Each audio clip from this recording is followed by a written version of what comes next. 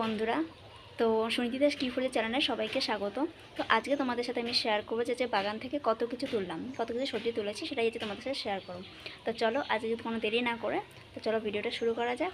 দেখো বন্ধুরা, বাগান থেকে আজকে কত কিছু তুলেছি। তো কি আমি যেগুলো তুলেছি সেগুলো তোমাদের আজকে দেখাবো। আমি এই গাছে দেখছিলাম একটা টমেটো লাল লাল হয়ে গেছে, তাই টমেটোটা আমি পেরে নিলাম। দেখো, টমেটো পেরে নেওয়ার পরে লঙ্কা গাছ থেকে কিছুটা লঙ্কা তুলে নিলাম। দুটো গাছ থেকে আমি লঙ্কাগুলো ছিঁড়েছি। দেখো লঙ্কাগুলো কত বড় বড় হয়েছে। আর দেখো নিচ থেকে পুরো লঙ্কাগুলো কি সুন্দর হয়েছে, লঙ্কাগুলো দেখতে খুব সুন্দর লাগছিল। তো সেই লঙ্কা তুলে নিলাম। তুলে নেওয়ার পরে এই যে একটা কপিটা দেখছিলাম একটু দাগ হয়ে গেছে, ওর জন্য কপিটাও আমি তুলে নেবো ভাবছিলাম।